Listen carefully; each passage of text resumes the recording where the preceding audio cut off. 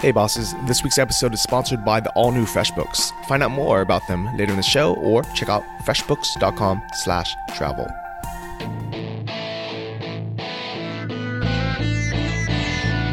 Welcome to the Travel Like a Boss podcast, the radio show all about traveling like a boss by being your own boss.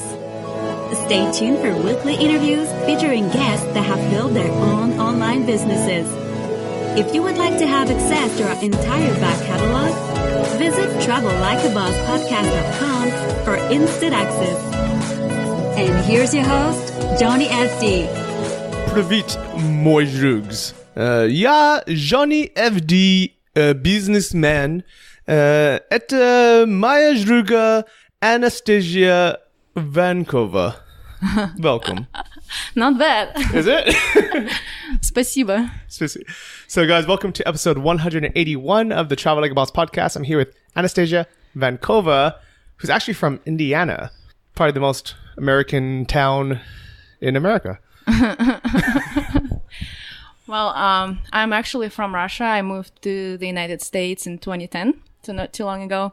Lived most of my life in Russia. Moved to California, and then out of all places, I moved to Russiaville, Indiana. That's where my husband is from. So now I'm from Indiana. And so is Russiaville just filled with expat Russian people living there, and they decided to name the town Russiaville? I wish. No, it's like a field with like a maximum 1,500 people, maybe 1,000. Very rural Indiana, and I'm probably the only Russian person there. And everyone that you meet in Indiana, when you say you're from Russiaville, do they laugh? Oh, yeah. A lot of jokes, especially at the post office. Okay, because this isn't like Indianapolis. This is like small town. Very small. Indiana. Yeah. We are close to like 15 minutes away from a town that is about 40,000 people, and then probably like 1 hour from Indianapolis. So Russiaville is a small town of 40,000 people. Why did you guys move there? My husband is from Russiaville. They call it Russiaville, not Russiaville, even though it's spelled that way. So his entire family lives probably like within a mile of each other. It's really nice that they're all together. And the business is there also where my husband works currently. Okay, cool. So the e-commerce store, the dropshipping store is just yours, or does your husband help you with it? It's just mine. Wow, that's cool. Mm-hmm. Yep. I'm the only one who runs it. And that was my way to escape the 9 to 5. I was working in that family business. It's construction as a bookkeeper, secretary, doing kind of everything, paperwork for over 4 years, I think close to 5. And I was getting, really bored with it. And I wanted to escape the Indiana weather sometimes also. And it was kind of boring there. Yeah, it's cold there, especially in the winter, right? It's 4 seasons. Yeah, it can get colder. So I wanted that flexibility to travel and live anywhere you want. Okay, that's cool. I like that. So why did you actually move to the U.S. in the first place, and how did you meet Aaron? Well, back when I was in college, there is this exchange program. It's called J1. J1 visa, it's the name of the visa. So it's for students, and I think it goes up to 35 years old. You can apply.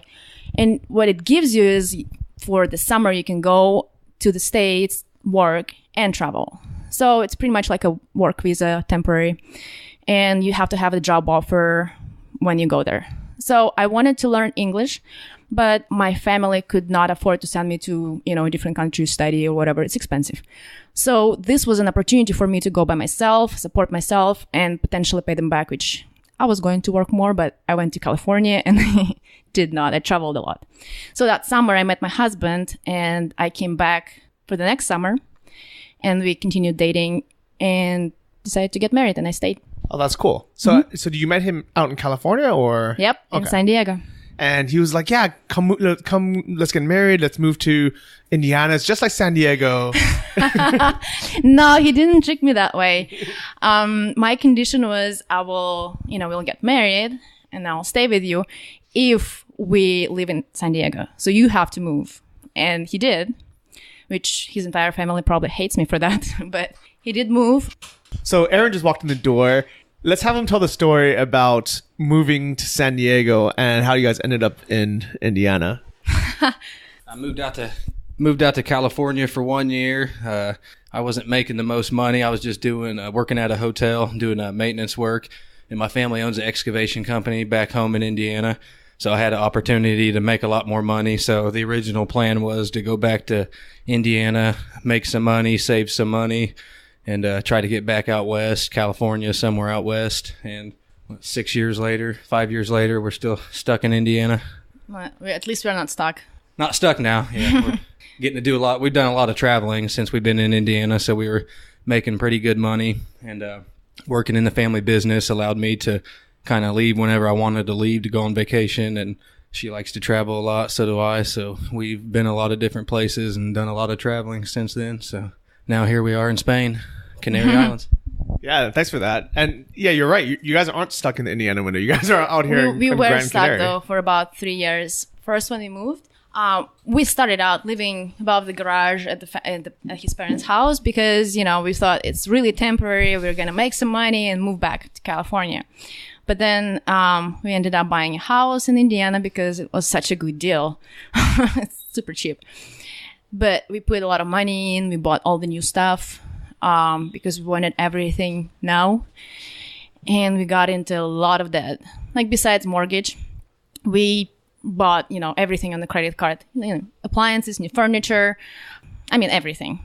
Do you think that's a trap that a lot of people our age fall into where we see the dream house on TV, on HGTV, or everyone else we see somehow magically has these perfect houses that aren't, just perfect from outside, but it looks like the inside of a showroom. And we just assume, well, if everyone else has this and this is what we see on TV, then why shouldn't we have it? Yes, I think so.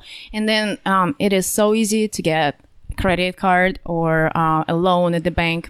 So a lot of people fall into the trap of spending way more than they make without even realizing it, because for the longest time I had no idea how much money we are actually making and how much money we are actually spending, like on the necessity, let's say, shelter, food and things like that, or extra stuff, like where's it all going?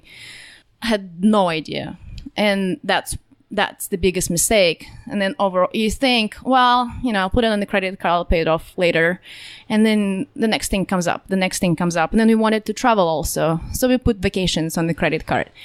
And then one day we found ourselves with a new house, new car and everything. And so many payments that we couldn't cover them. Like it was so stressful.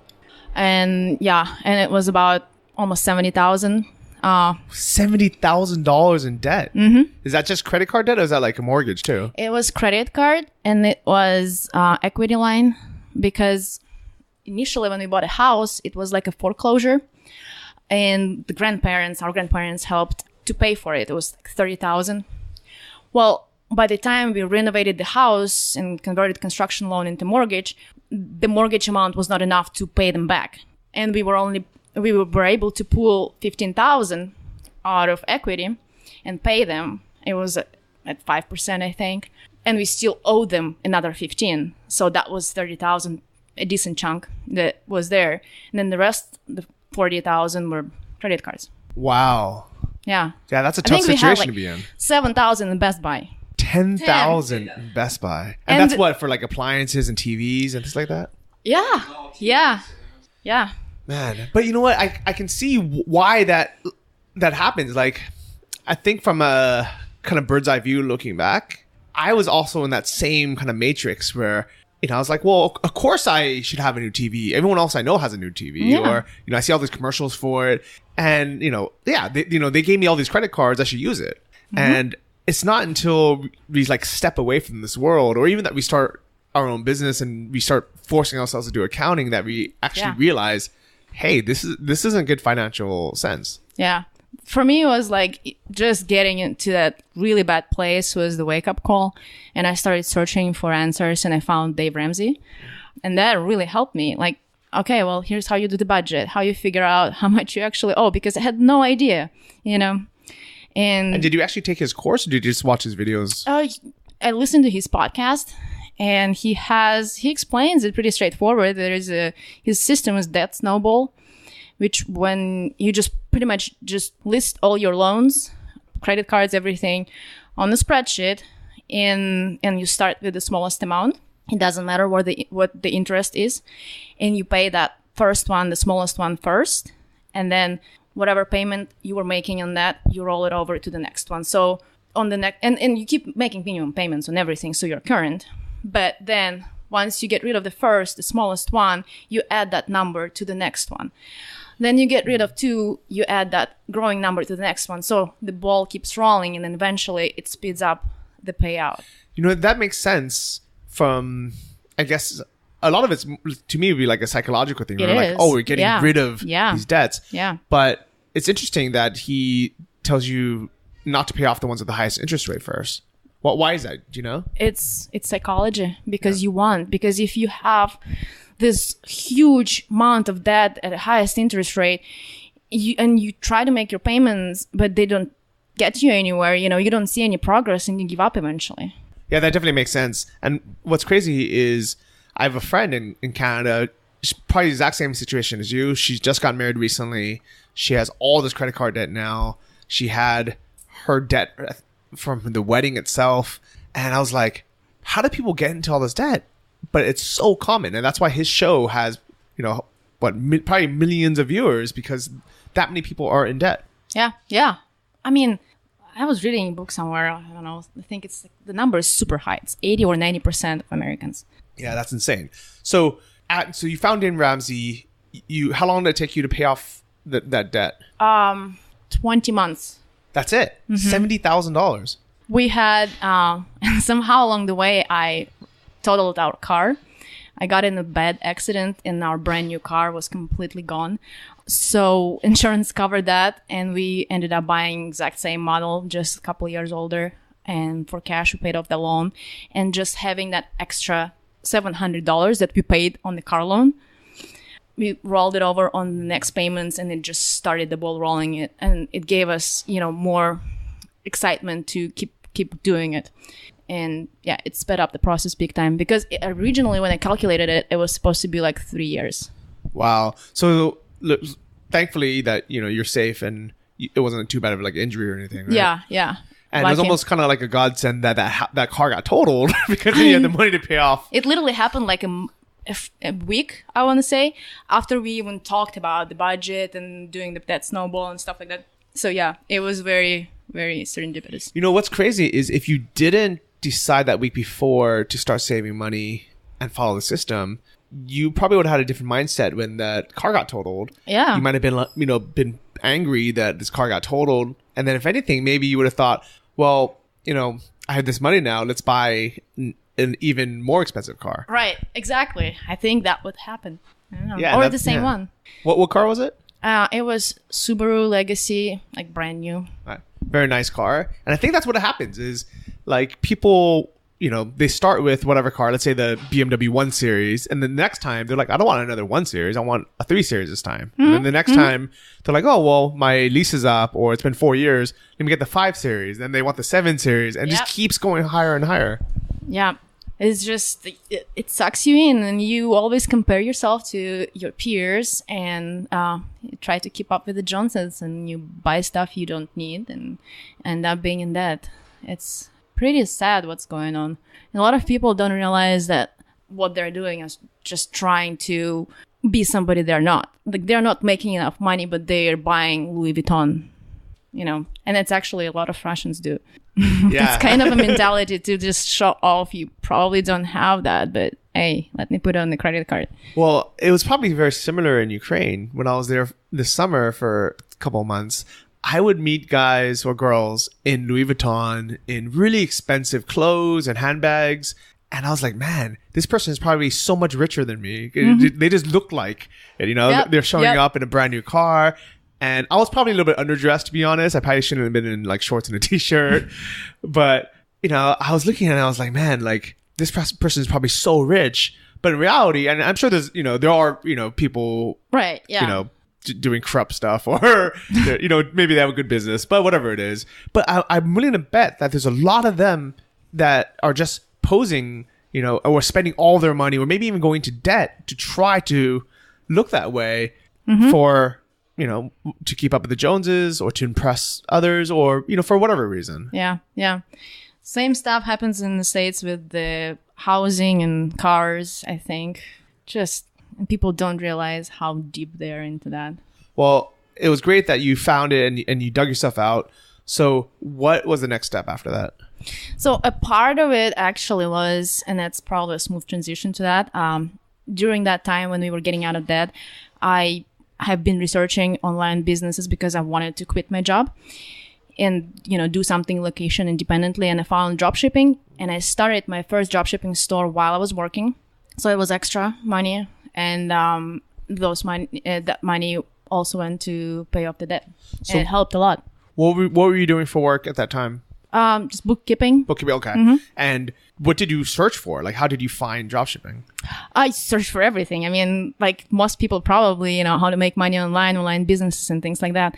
I even tried to do, at that time, it was really hot, iPhone apps.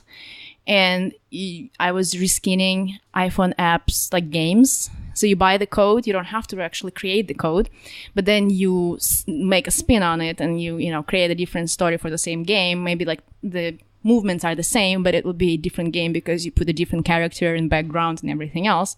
Call it differently, market it, put it on App Store, and it's freemium model, so you get paid for advertising. So like instead of Flappy Bird, you had like Flappy Duck. Yep. Okay. Exactly. And did that work? This was my first online income. I made like $50. Okay. But you know what? I bet you probably learned a lot from that. Yes. And did that give you some confidence too? Like, oh, okay, if I can make $50 from this, maybe try something else? It was like a proof of concept that it's not a scam. It actually is possible to make money online. So I think this is the first time someone's mentioned the reskinning apps. And it's so cool that we're 181 episodes in and there's still different business models, which is fun. Yeah. Because I'm sure there's some people who do it very well and that is their full-time job. Oh, yeah. Back then, there was a lot of people they would have a portfolio of apps. So, like dropshipping, you can have one store or have a portfolio of stores, same thing there. And usually people who did well, they would have like almost like their little empire. And they focus on apps or on games. Yeah, they were making really good money. So how did you learn how to do it? Did you take a course? Were you watching videos?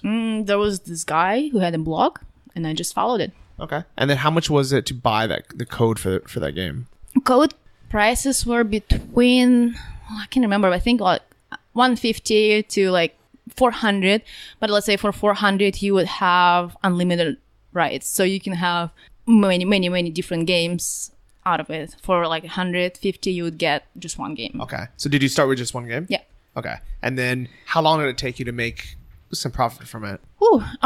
I know that, I remember that the initial process was really long because it's a learning curve. You still have to kind of mess with the code, learn the software. There is a special, I can't remember what it's called, but there is a software that you edit apps on, and you can download it on your Mac for free from the App Store. And then you have to create the developer account on the App Store. I think it's $90. But then you have to actually figure out like how do you change this file, that file. It's learning curve. So I think it took me a few months to even wrap my head around it, and then I published my first one. Okay, and then I ended up having like 4 apps. I think I probably made like more than $50. But and do you still make money from that now, or has that stopped? I stopped paying for my developer account, so all the apps are gone from the App Store now. Okay, so you made back your money in advertising, and then you're like, okay, that was fun, but I'm doing something else now. It was funny that for a while, like I would get the payments from people buying some upsells. Sometimes you can unlock this level or whatever from like Great Britain or something. It was still working. But then eventually it was like, okay, 50 cents here and there, like it's not even worth it. Okay. And at this time, had you already moved on to the next business? Yes. I think I closed my account only like last year. Okay. Mm-hmm. So you spent a few months learning the reskinning game, literally, and you're like, okay, this works, but you just couldn't see yourself wanting to invest more time in that, or like what made you go into dropshipping? It was time consuming, and then I was like, I don't know, I was not seeing me like really, because I felt like I needed more developing skills, like developer skills, actually coding, to be able to do what I wanted to do.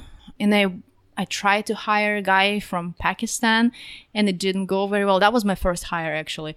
First time I tried to hire somebody, and I think that scarred me. It was a horrible guy. And I think he overcharged me. And so I realized like I needed to know what I'm talking about. And if I need to hire it out, I need to give them exact instructions of what needs to be done.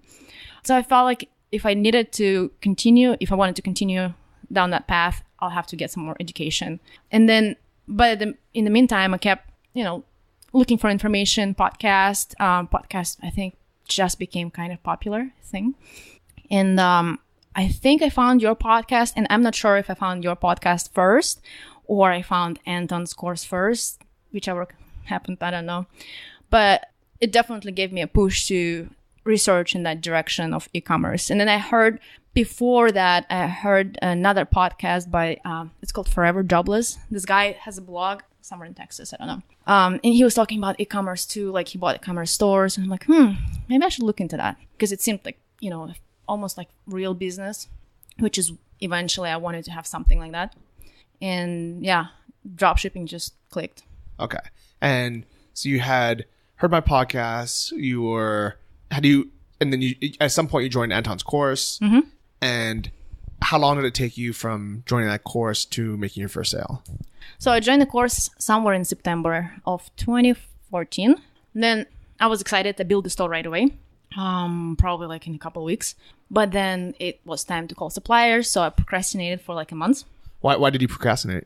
Well, I'm Russian, and my English is not really good, and I have an accent, so I had a really big block calling people on the phone.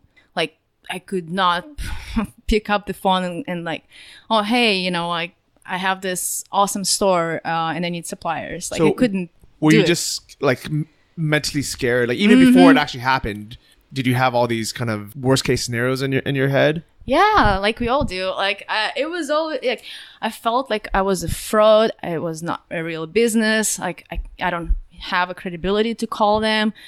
All this doubts. So I kept pushing it off as long as I could. And I don't think back then we were on the budget yet. So we put a trip to Washington, D.C. on the credit card and went there for a week. And eventually when we came back, I was like, okay, I'm going to do it because the time was coming, like the holidays. And I was like, I actually have a chance to make sales. I should do it. And probably set it up within the next couple of weeks, called suppliers and uploaded products. I uploaded products after work, like until really late. Oh, so you still had your full-time job at this time. Yeah. So do you remember those supplier calls? How did they go? The first one was really scary. And then I realized it's the same exact thing because I worked in a construction company and I already dealt with people on the phone. The difference is I wasn't talking to business owners trying to get their business. They talked to me about, bookkeeping, different things. Maybe they wanted my business. But it was exact same way. The communication was easy. Like after I made the first call, I realized, okay, well, I actually can do it. It's the same thing. And did anybody even care that you had a Russian accent? No, nobody cared. I think, if anything, like I got asked like, oh, where are you from? Like it's more curiosity and people remember you. So it wasn't a bad thing. That's cool. And I'm really proud that even if it took you a month to do it, that you didn't give up, that you eventually went back. Because can you imagine how different your life would be today if you just never followed through? Yeah. I'm sure I'll eventually start something, but yeah, it would have been totally different. But I feel like every single person in the world at some point of every business has a reason, a mental reason or an excuse on why their specific situation is different, or that it's harder for them to move, and it's maybe even impossible for them because of XYZ. Yeah, like because I'm bad with computers, or because I don't know how to code, or you can come up with so many excuses. I cannot talk to people on the phone. Like there is so many of them. I was actually thinking about giving up a couple more times after that. Like I already had the business, had sales, which back to sales, the first sale came in probably within 2 weeks of the launch. So you picked up the phone. The first call was awkward, didn't go anywhere. But then no, actually all suppliers, I signed up with every one Even of the them. first one, even the Yep. okay. All of them, whoever I called, I signed up with them. I think I emailed them first, and then I followed up with a call. And I followed the script that Anton suggested in the course, kind of tweaked them to my situation a bit. But yeah, and then followed up with the phone call. The first phone call, I had the script just to make sure. But for the rest of them, it was fine. So I think some people right now are going to be confused on why we're calling suppliers, because I think a lot of people, nowadays use AliExpress to dropship. Yeah, I heard and that. I think a big reason why they do it is because they don't want to have to pick up the phone and call suppliers. Yeah, it could be a big mental block, especially in our world when we are so used to just messaging and online communication, email, not really having face-to-face conversations or talking to a real person. It can be challenging. But I think it's actually a benefit for people like us who get over that roadblock, because it keeps out a lot of competition. Yeah. Because literally anybody can go on AliExpress and dropship from there, and everybody has the same products, same suppliers. But in our, with the Anton method, it's really, we have to get approved by the supplier, become an authorized dealer, and pretty often, they stop taking new suppliers. I mean, new dropships out. They'll take, X amount, maybe 5 or maybe 10 or something, and then they stop. They're like, okay, I have enough. I have enough resellers. I have enough dropshippers. We're full. Yeah. It happens. I actually have a couple suppliers that are dropping, some of their online retailers just because they're, have too many and they want to streamline their business. Yeah, and that was actually a big secret on why my stores did so well for so many years, is because as soon as I got in, I made sure I was one of their better accounts, not only with sales, but also just customer service. We weren't getting that many returns or complaints. We were following up with the customers so the customer wouldn't bother them. Yeah. Because that's the worst thing they want. Yeah. And just in general, just representing the brand well, shipping fast, having good, follow up with the customers. And then I would just tell the supplier every time I talk to them, I'm like, by the way, if you're, if other online only, retail stores want an account, can you let me know before you approve them? And a lot of them are like, you know what? We're not going to open any, I don't like any other ones. We're selling through Amazon. We're selling through you. We're selling through these 2 other people. That's enough. Yeah. Hey bosses, we're happy to have the all new FreshBooks as this week's sponsor. Find out more later in the show or check them out at freshbooks.com/travel. I think it is very important to build relationship with suppliers and actually just do good business. I have the same exact situation, and a lot of my suppliers, they just love me, and I've been to a few trade shows and they're, impressed with how fast we reply to emails and customer service and the feedback and everything. So have you now met some of these suppliers in person? Yeah. Most of them actually, and with, probably 3 of them, we have really good relationship. That's cool. And I think this is the biggest difference between, and this is why people get so confused when we talk about dropshipping, is I think I don't know how many people are doing which method, but majority of people, at least online, are doing AliExpress. So when you say dropshipping nowadays, everyone just assumes you're shipping from China. Do you get this as well? Yeah. Right now I'm actually trying to sell my store, and a lot of people ask me okay, drop shipping. So are you doing, from China, drop shipping from China, AliExpress and stuff like that? I'm like, and it's so hard to explain to them that no, my suppliers are real companies in the US and we ship to the US and that's how it works. Real business. Yeah. And that's actually one of the big reasons why I wanted to have you on the show, is because I get so caught up now with the internet hype of everybody dropshipping from AliExpress and everybody talking about that sometimes I forget how many people have actual normal, US based dropshipping businesses with real suppliers in the US, that are selling real products that are good products. They're selling it for retail price. They're not, shipping a $3 item from China and marking it up to $30. The item, what's your average sale price for your items? I think it's kind of hovers around 1,000. Yeah, and that's high. It's average ticket. Yeah, it's average order price. And most of the AliExpress items, I think the average order size is $30 or something. So it's Yeah. almost like two different business models. Definitely different business models. And I can see how you can be successful with the AliExpress if you have unique products, because you can get unique products from Chinese suppliers also if you do a lot of volume. And I actually recently met a guy who's doing like, I want to say $3 million a year just on AliExpress. I can't remember what he sells, but he has great business model. Spends like 4 hours a week on his business, and just great business. But also, you have to be careful what you sell, because I bought a lot of stuff from China that is, well, really bad quality. So, and it's not like you're going to send it back because it's way too far. So you're like, okay, $20 loss. Yeah. And I think there's definitely room for everything. And the more I do this podcast, the more people I meet that have different business models, the more I realize pretty much everything works. It depends on our skill sets. Like, for example, the app reskinning, that works. But do I want to do it? Maybe not, because I'm not a programmer. Maybe that's not my passion. Maybe that's not, my skill set. There's some people who are really good at Facebook ads and they like dealing with a lot of small orders. Dropshipping from AliExpress might be very good for them. Yep. While if, especially if you're from the US or from like Australia or some other markets, where, there's a big kind of, people like to buy things online. And you want to have like a real business where you can be proud of it. You can meet your suppliers if you want to. Like, you don't, like I didn't have to meet any of my suppliers, and you probably didn't need to go to the trade shows either. No. But it's fun, right? Going there and meeting them in person, be like, oh my God, this is like I'm selling real products. And they don't expect it at all. They're like shocked. Oh my gosh, like you're probably like the first internet seller that we met. It's awesome.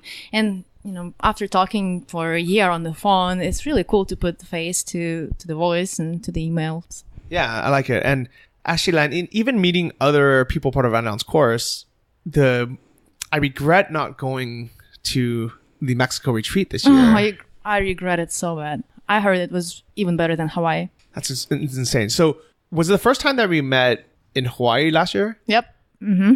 Okay. So let's rewind. So you joined Anton's course, you heard my podcast. Yep. And then we met for the first time at the Dropship Lifestyle Retreat in Hawaii last year. Mm-hmm.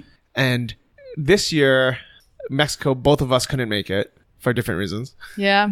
And I regret not going, because not only do I want to check out Player.com in Mexico, because I heard it's a cool nomad spot, but also going to those live events, and I think this is why he has them, it makes it not only real for everyone, but also it's like it reminds you that there are literally hundreds of people with real online e-commerce stores, and a lot of them are doing very well, and you just never hear about it because they're too busy just living their life and running a normal business. Exactly.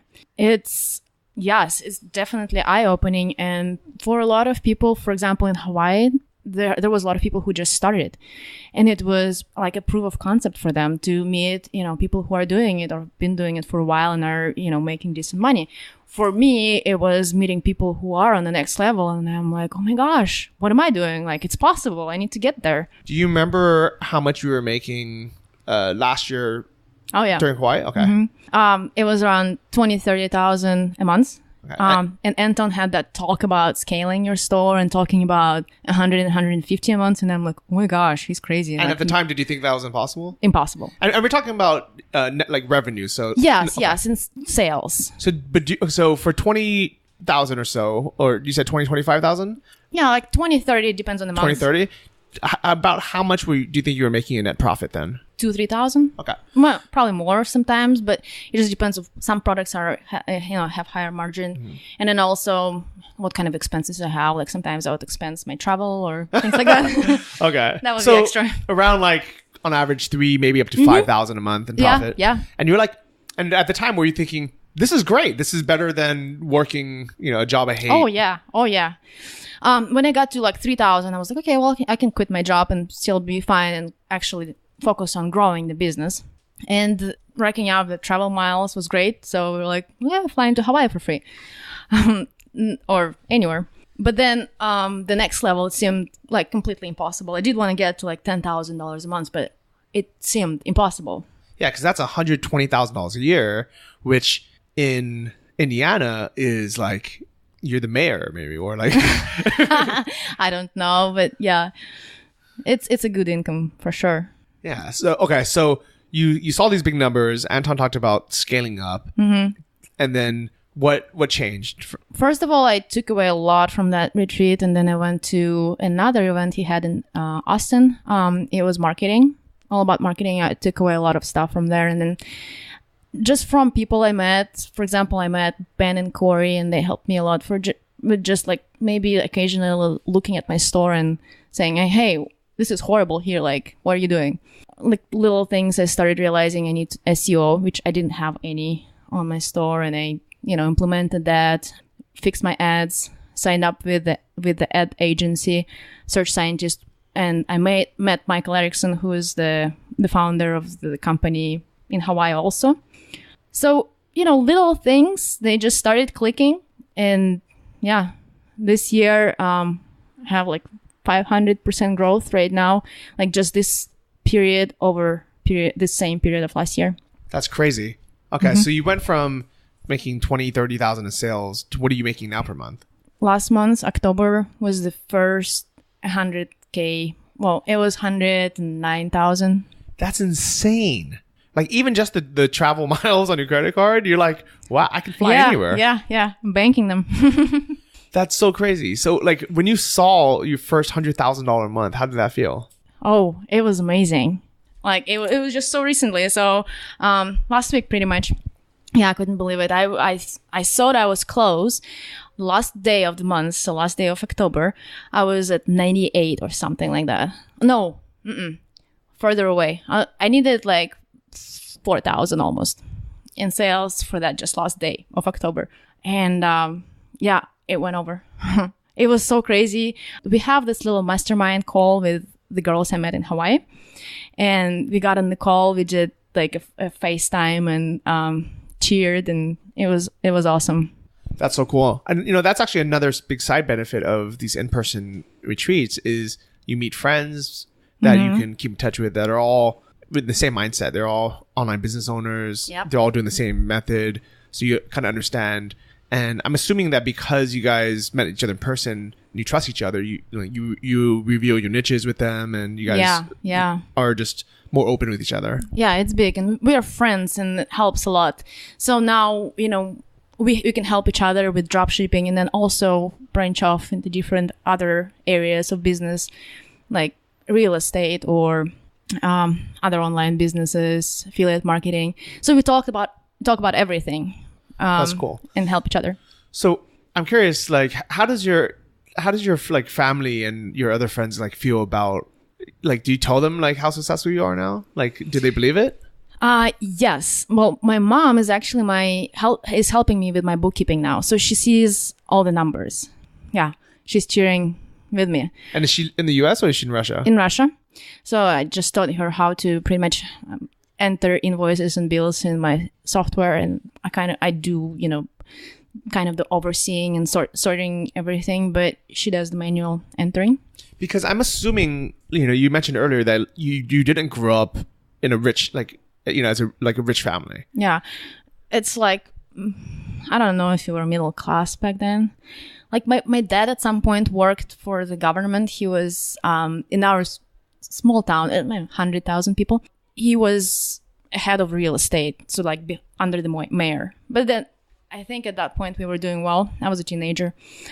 But then mayor changed and everybody got fired. And it was, it wasn't a struggle. We always did okay. But it wasn't like we traveled, we go on vacation, fly somewhere to Canary Islands, We would drive down south for 3 days, to the Black Sea. But so it wasn't like we didn't have like a lot of extra money. I went to college for free. I had a scholarship. So my parents helped me with everything they could, but I still had to work. And now, like when they see, how much more success you've had, the fact that in 1 month you sold $100,000 in sales, which they like in like how many, like that must be like years of work in Russia. Oh my gosh, yes. And especially now with, the political situation, it affects the financial situation in Russia. Ruble is getting cheaper, and it dropped probably by half last year, and it's still there. Russia is very cheap to go now. So if you are thinking about going to Russia, it's a really good time because everything is dirt cheap. Yeah, and it was the same thing in Ukraine as well. The hryvnia dropped by actually 75%. Hryvnia even more. So it's even cheaper in Ukraine now. Yeah, it's insane. Like sometimes you get an Uber and pay like a few cents for it, or I would go to a grocery store and I would come out with several thousand ruble bill, and I'm like, oh my gosh, how much money did I just spend? And then I check and it's like $5. Like not. I mean, I'm exaggerating, but it's really affordable. But they also are not making the inflation rate is very high. So, when you look at the prices, let's say I usually come home, visit them every 2 years. I would come back and I cannot not even like calculate in my mind prices because let's say I was used to pay this amount of money for this particular product and now it's like 5 times more over 2 years. It's huge. But salaries are about the same. Like average salaries did not change much since I left. Do you know what the average salary is in maybe in US dollars? So it's about, in our small town, I think it depends. Let's say in Moscow, they do have better salaries. But let's say in our small town, it still hovers around 20,000 rubles, which is, we calculated 20 divided by probably 60 rubles a dollar. Yeah, because it changes so often now, right? I don't know now. I think it's around there. So it's about $333 a month. A month, yes. Yeah. And this is, average. Let's say in a bigger city, you'd probably make 50. So, still not a whole lot. Yeah. Considering you would pay probably, if you're renting, you would pay, you can easily pay 20 for a rent for an apartment downtown somewhere in the city center. So, now that you're making so much more than you ever could have imagined growing up in Russia, when you go back, and you see your friends, who are still living there, having their normal lives, is it do you see what your life would have been if you didn't move to the US, you didn't become an entrepreneur? Yeah, and it's more, I don't really think about money when I go there. I more think about, other things like the mindset, how much it changed after I moved to the United States, and especially after I started the business. When I talk to, I have a lot of friends that are very successful in Russia. They have businesses and the way they run them as they have to because of all the stupid laws and the way the corrupt government works. They, have to avoid a lot of it and maybe not pay taxes somewhere or, hide stuff. It's really shady. So if you, are successful, you're kind of always trying to, I don't know, it seems like it's not straightforward to run a business in Russia. So I forgot about it. But, let's say last year I visited and talked to my friends and they're just, every idea you give them, the mindset is negative. Everything you talk about, people usually try to come up with a reason why it's not going to work or why it's hard. And even though there is a lot of brilliant entrepreneurs and brilliant minds in Russia, there is a lot of pessimism just because of probably environment right now. It's not just Russia. It was exactly the same in the Ukraine, but it's also very similar in the US. How many people do you know in the US that, they find out that, you've been successful with online business, and when you mention to them, they're like, oh, that's great for you, but I can't do it because my situation is different. Yeah, I can see that, but not that often. Here it's still people in the US are very positive that tomorrow is going to be better than yesterday or today. And, if you want... Your husband's shaking his head. I think you're definitely right compared to the mentality in Russia. Definitely compared to Russia. My dad said something and it almost made me cry. He said something along the line, we were talking about future and my business and what my life and stuff. And he was talking, they run a business with my mom right now. And he's like, well, it's all going to stay like this. It's not going to get any better. Why do you say that? Why not? You can, invest in marketing, advertising, move to a different city, bigger market. I don't know, something. But it's just the way the mindset is. So I noticed a big change in my mindset, and I'm grateful for that. And I think that's a huge reason why you've become successful is because of the mindset. Probably. Yeah. Yeah. And, you know, even like, this is why I'm so happy to have people like you on the show, is because then people can hear your story and realize, you know, you didn't grow up in this special way, you know, where everything was handed to you. You know, you had the same struggles everyone else has. Everyone else has roadblocks too. You know, everybody else, you know, risks their own money and their time. And, you know, you have to do things that you don't want to do, like call suppliers or, you know, work after work, stay up late, uploading products and not knowing if you're ever going to get a sale. You know, spend money on advertising or the Apple's developer's license, and invest in yourself as a, you know, it really is a kind of a gamble of not knowing, hey, is it going to work or not? Yeah. And really the best thing that we can do for these people is share our stories on how we did it and that it's possible. Because I guarantee if you Google, you know, online, or if you go on Reddit or on these Facebook groups, there, for every one person who is successful that even takes the time to respond to these people, you have 100 people saying, oh, you know, e-commerce doesn't work anymore. You know, it's, you know, maybe 4 years ago it worked, but, you know, now dropshipping doesn't work anymore. Right. And it's insane. It's crazy because e-commerce only keeps growing. I don't know what the numbers are, but every year you look at reports and it just keeps growing like crazy. I mean, and there is so many untapped markets. US market is pretty saturated, but there is so much potential. You look at all these big box stores closing because they switched to online retail. And then it's just the trend is gonna continue. So all these niches, you know, yeah, there is competition, but there is still room for everybody. Yeah, and definitely people buy more and more things online now. Yeah. Like even big items that are $1,000. And like not even talking about other markets like UK, Australia. Yeah, I know some people are starting there, but there's far less competition. Or Russia. Like I was really thinking about doing dropshipping in Russia. There are a lot of roadblocks to that, which is why I kind of put it on pause for now. Just with people don't have money. Really. I mean, some people do, but shipping and everything. But I think it is, I mean, a huge opportunity. Every single country. Eventually, we are going to be buying everything online. Yeah. And I feel the exact same way where right now it's definitely easier in established countries like US, probably Canada, definitely Australia, Sweden, lots of Europe, where people are used to buying things online. People are used to using credit cards. But I will guarantee that eventually every country in the world is going to buy the majority of the things online, and drop shipping or e-commerce is going to work everywhere.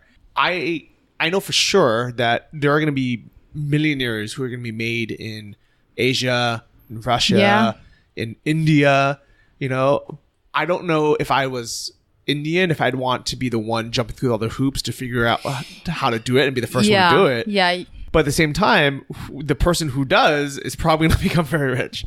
Like Jeff Bezos. Yeah. Well, what's funny is even with Anton's course, the first year we had a in-person meetup, it was in Chiang Mai, and then it was in Krabi, and then it was in Hawaii. So the first year there were no Australians who were there. Everyone was, you know, American or Canadian or some people from Europe. And just the consensus online was dropshipping doesn't work in Australia because shipping is so expensive, and you know, there's no minimum advertised price policy and things like that. And when people would ask me, I would say, well, I don't know, I'm not Australian, you know, like, you know, yeah, they're probably right, it probably doesn't work. I can that makes sense. And then the very next year there were 20 Australians who were all doing really well. They're all selling more than 20,000 a month. Yeah. And I was like, is it like just one person figured it out and then everyone else is like, oh, if he can do it, I can do it? Probably, because I remember in Hawaii, John Warren, the guy who talked about outsourcing, his store was doing really well. He had several employees. He paid $20,000 a month or a year each. So I mean, it's possible. Yeah, you just need to figure it out. In Russia, it would be challenging with shipping, with payment processing, the trust factor from people, because there is a lot of spam on the internet. Like still, you go to this website and you're not sure if you're going to get a virus hack or whatever. Random pop-ups asking you for your phone number, send you text messages. I don't know. It's still like, I don't even go to the Russian internet. So that's another roadblock. And, but eventually somebody's going to figure it out. People buy stuff online already. Like my brother is 21, 22 years old. Have a cousin of the same age. They buy most of their clothes online, but from UK, so somebody's going to feel that niche in Russia. Yeah, definitely. And you can either think of it as an opportunity, or we can think of it as an excuse and why we shouldn't do it. I think it's an opportunity, but my excuse right now is like financial situation is not bad or is not good there. So probably, but I don't know. Yeah. I mean, to be honest, I wouldn't want to be the one to try to figure it out right now either, because to me, it's like, for sure, it's going to be a lot of work, a lot of effort, with the potential of becoming the next Amazon and making $100 million, or, I ended up just getting buried in work and bureaucracy and BS, So for me, personally, unless I wanted to dedicate my life to trying to make the next, $1 billion company, I wouldn't do it. I would wait for someone else to pave the path, and then I would jump in. Yeah, I agree with you. I'd probably wait for a little bit, unless somebody wants to. I would probably do it with a partner, like who would probably. You almost need to be there and like to visit your suppliers before you even sign up with them, because it's all about relationships, and you can't just email somebody or talk on the phone and oh hey I'll send me the product or send it to my customers and I'll pay you. It's a little bit more complicated. So yeah, it has to be done there. Yeah, I could definitely see that. So one of the speakers we had at the first Nomad Summit, I think in 2015 or something, was a Russian girl named Natalie, who drop ships commodities from Russia. From Russia? From Russia. Because that's what Russia does. We sell commodities. Yes. So she sells sugar and wood. How? Exactly what you mentioned. She basically, like, when she was in Russia, she was from Siberia. Yeah. She would meet, these people or these businesses that have sugar or wood. Yeah. And then she would find people online in different countries that want to buy 8 tons of sugar. That's awesome. She, it's not like she's the one moving it. She just sends, just like how we drop ship, furniture or other items. She sends an email that says, can you send 20 tons of sugar to this address? And they send it. This is awesome. And does she have to do all the like import export things? Yeah. So she has a ton of bureaucracy and BS. Okay. Yeah. So she figured out that channel. But she figured it out. And, because of it, she's rich. That is cool. Yeah. My mom used to sell lumber. Yeah. See? There you go. Maybe your mom can start drop shipping lumber to the US. Maybe. She knows all the suppliers. There you go. Like, I love how now we're just thinking about opportunities. I love it. Yeah. I used to sell pipe when I was in Russia. Metal pipe. Metal pipes. Okay. See? It all works. And all suppliers. So, before we go, I think people are curious, how did you end up here on the Canary Islands? Well, I was looking for an alternative to Mexico where we can spend the winter with my husband. So someplace warm, affordable, and that doesn't have a Zika virus. And Canary Islands, I heard about this place on Johnny's podcast. So it was, your podcast that kind of, reminded me that exists. Because I knew about Canary Islands from Russia. It's popular kind of vacation destination from Russia. But I actually didn't even know what it's called in English. I know Канарские острова, Canary Islands. So I looked it up. It seemed, doable. And we flew to Spain, to Barcelona first, spent the week there, and now we're here. That's very cool. And what's funny is you're the second person on this podcast. Megan was the first from, I think, 2 weeks ago, who also heard the episode which was probably with me and Chris the Freelancer, right? Was that the one? I don't know which one exactly. I think you were just talking, to a guy somewhere in Ukraine. Oh no, maybe that was even before. Okay. I think. I don't know which one, or maybe like I heard about it first and that kind of put me and the thinking about it. And then I realized I can't go to Mexico. And I started looking for other places to go, and all this Thailand and Bali and all this like, places you usually would go were off the map for me. Europe was the place I could go, and I thought maybe Portugal, but it was too cold during like December, and we are staying until December. Yeah. And then Canary Islands popped up, and I'm like, oh my gosh, yeah, that's probably the place to go. Yeah. And I heard more about it after you got here, and I booked a flight. It's perfect. So yeah, it's awesome that this podcast is bringing friends and listeners to the Canary Islands, to Gran Canary. If you guys want to check out a blog post on it, go to johnnyfd.com. I'm going to be writing full blog post on the pros and cons of Gran Canary and why I think maybe it could be the next Chiang Mai. Anastasia, thank you so much for coming on the show. Thanks for having me. Yeah, if people want to follow you online or on Instagram, do you use it? Instagram, yeah. It's open. It's anastasia.travel. Okay, very cool. We'll have that in the show notes of episode 181. And if you want to check out Anton's course that we are both a member of, you can use my link if you want to give me credit for sending you. And it's antonmethod.com. Thanks, guys, and I'll see you next week. Thank you. Bye-bye. Bye. Thank you for listening to the Travel Like a Boss podcast. If you want to hear more, including the bonus How to Choose the Perfect Niche episode, join our mailing list at travellikeabosspodcast.com.